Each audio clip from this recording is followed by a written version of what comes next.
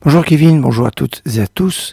J'aimerais à partir d'aujourd'hui un peu réfléchir avec vous sur la période de deuil qui s'échelonne entre le 17 Tammuz et le 9 Av, qu'on appelle Ben Hametzarim, cette période assez particulière.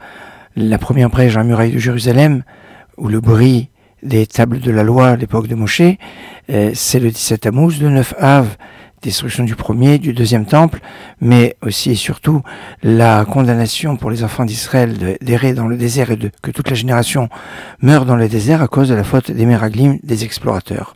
Cette période de deuil, qui s'est instaurée déjà dans un premier temps après la destruction du premier temple, notamment pour les jeunes, du 17 Tammuz, du 9 Av, mais aussi du 10 Tevet et du 3 Tishri, du jeune Gedalia. Le 3 Tishri, et le 10 Tevet, c'est que par rapport au premier temple. Par contre, après la destruction du deuxième temple, et déjà à l'époque de la Mishnah, un certain nombre de traditions, d'institutions se sont greffées, comme par exemple l'interdiction de manger de la viande ou de boire du vin dans ce qu'on appelle Soudam Afseket, c'est-à-dire le dernier repas avant le jeûne du 9 Av.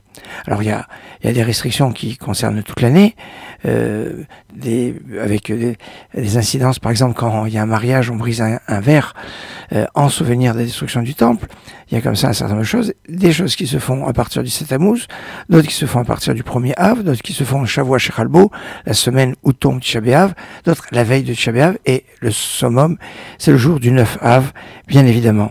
Mais à propos de la viande, qui est un des points les plus connus, fondamentalement, dans la Mishnah, c'est seulement le dernier repas, avant le jeûne, où on ne mange pas de viande et on ne boit pas de vin. Cette année, ça n'aura pas trop d'incidence, puisque la veille de Tisha B'Av sera Shabbat, et que le Shabbat, il n'y a aucune manifestation de deuil, et on peut, la Seuda Shlichit, au dernier repas, avant le jeûne, Ma'aleh al Shulchan Aruch et Shlomo B'Malchuto, on peut mettre sur la table, comme à l'époque du roi Salomon, à l'époque de son règne.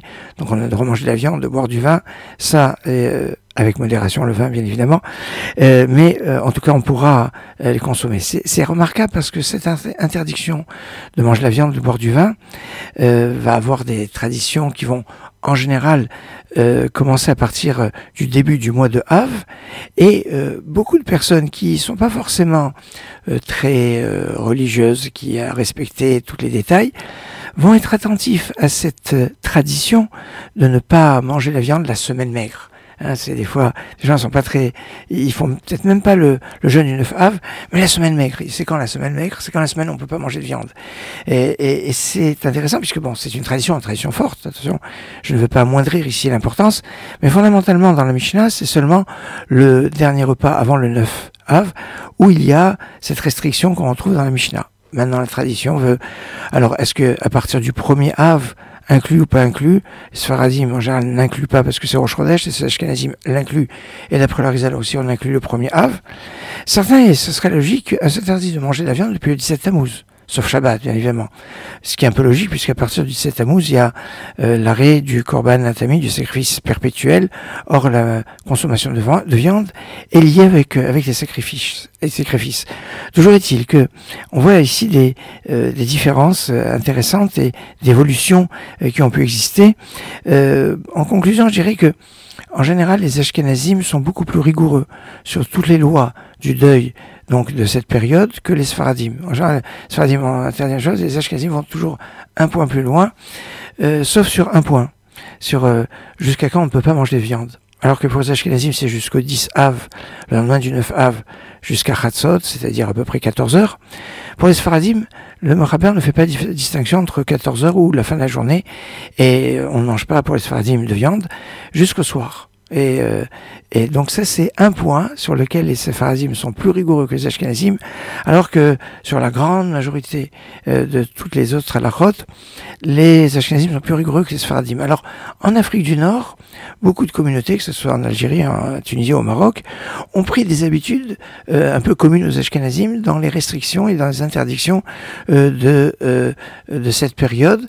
Alors on verra dans le détail dans les jours qui viennent, mais ce qui est bon, donc, c'est d'avoir conscience de cela, et en fonction de la conscience de la destruction du temple, de ce deuil, eh bien, on aura l'ouverture, la préparation pour arriver à la Géoula, à la délivrance. Excellente journée.